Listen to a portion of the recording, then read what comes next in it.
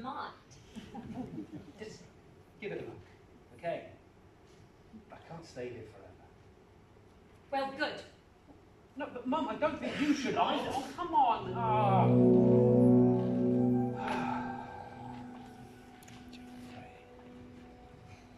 The next day, I began the laborious task of cleaning out Mum's place.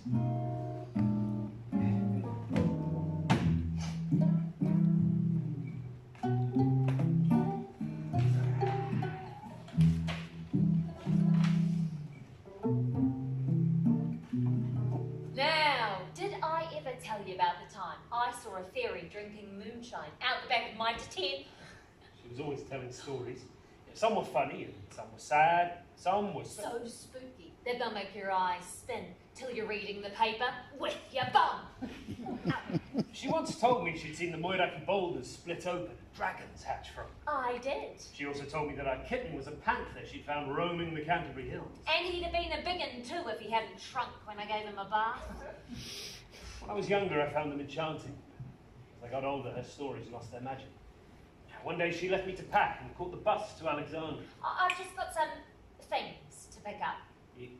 Now, don't get yourself into any mischief. Mum, why are you... Toodaloo! I worked faster that day, and I enjoyed the peace and quiet. In fact, it's all a bit too quiet. Oh, the window's open. You have the right to remain silent. Hooligan! Anything you say or do can be used against you. Scallywag! You have the right to a lawyer. If you do not have a lawyer, one will be appointed for you. Plot! All right. Settle down. Don't get your knickers in a twist. Oh. Gate mate, I caught her. I caught her red-handed. 100-year-old map of the Maniatoto. She tried to smuggle it out disguised as a hat. Don't know what gave it away. Now look, this has to stop. She's got me rushing off my feet. We know you're sitting on a fortune. There's no need to be a thief. I am not a thief. You're right. Just don't let it happen again, all right, Maggie? Okay? Right. Mate. I don't know what he's so upset about. Don't you see what you're doing?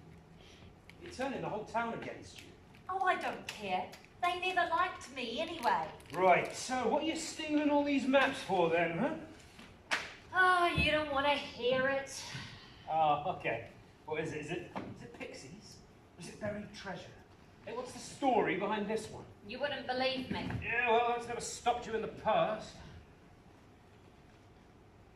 This one's about your father. It was the one story she never told. My father had left her before I was born. This would be a story worth hearing.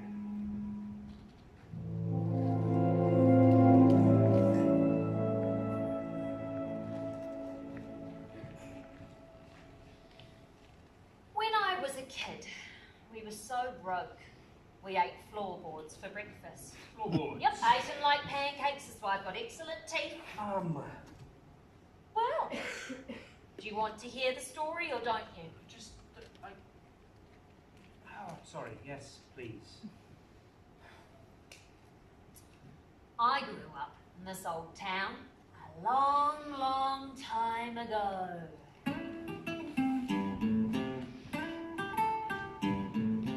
Not that much has changed, actually. Time took a detour around this place. Round here, back in those days, every man and his dog was out of work. G'day, Maggie. Especially the dogs. Woof. We scraped by the best we could. Chin up, Maggie. Keeping the wolf from the door.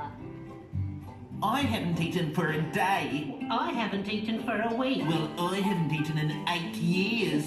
You're not even 8? Oh yeah, good point.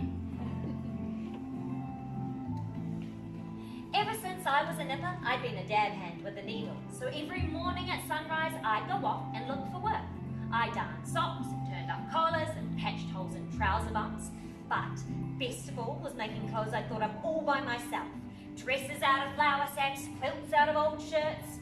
Every day at sunset, I'd get home feeling knackered. Nothing to show for my efforts but chicken This is all I made today, Dad.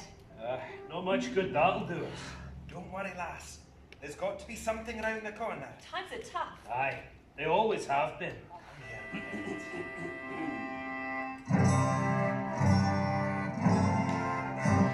When I was 17, I left my home and put to sea. Left behind the smokestacks, I left the factory. I crossed the globe to find the land of opportunity. After 4 months, we laid anchor in New Zealand. The posters said the country had been paved with golden streets. But when I stepped ashore, the mud went right up to my knees. Take the road to Edinburgh, the winter's off Dundee, and you're halfway to the hell they call Dundee. When I was 17, I would have loved to be sailing the seas, but instead I was stuck scraping by in St. Bathurst. Until one day I saw a notice in the post office window. An able seamstress is required to hem the lining for 38 curtains. Must be able to follow instructions and tolerate tedious work. Please apply with references to Miss Alison Parker of Woodrot Estate. Gadabouts needn't bother. I sent them off a letter and they asked me to start the next week. Their message came with a map because it was... Really quite out of the way, and young gals these days have the brains of a sheep. The map looked like it had fallen out of the last blimmin' century. But Woodrot Estate was further than I'd ever walked before, so I took the map with me in the morning. I set off in a grump. Oh, the whole thing sounds as dull as ditch water. On the hill at the edge of the village, I stopped at the old settler's graveyard. Oh! They called him Witty White Rats. No one knew his real name. His hair hung down in tangles like vines in the bush, and his skin was like worn leather boots. They said he'd come down for the gold rush but got here a lifetime too late. I heard that he'd run from his past, that he'd demons he'd never faced up to, and now he tramped from town to town performing shows for those who'd watch. But people tended to avoid him because he reminded them of their bad luck. Oh, a rat! Well, how'd you think I got my name? Oh, that's disgusting. Rats are filthy. Yeah, well, I expect she'd say the same of you. This one here is a virtuoso.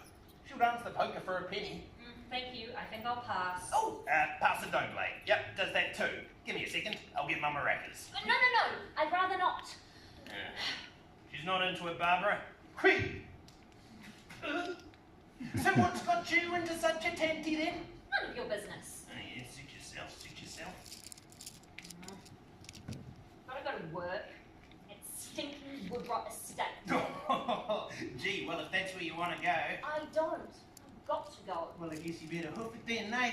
Well, I don't need your help, you smelly old alky. Oh! Gee, what? You don't pull your punches, Gil? Well, that's what people call you in town. Yeah, well, those fellas say a lot of things. I think I can see why. You should watch your cheek. I know a thing or two. I've seen things that you've never dreamed of. There are monsters in these mountains, girl, and giants in the bush. I've seen great, hairy men in the shadows who could gobble you up in one bite. I've swum the deepest, blackest lakes and felt the tunny far brush past my legs. I've walked across mountains and rivers and cities and watched the world get old and scarred. They can call me whatever they like. I know some things, girl. Trust me. Oh, it's gonna take hours just to get there. Well, you know, there are always other ways that you could go. Like what? Well, that all depends on what you want to find. Ko ia kauri nei rapu te kitia. He looked down to my map. And that's when I saw it. A road in the fold of the paper. It shaved a good half off the distance, and it started right next to the graveyard.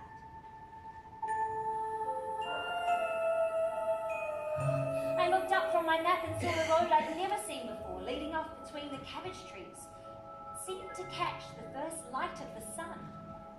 Huh. I don't know how I missed that. Secret ways, girl, eh? You gotta know where to look.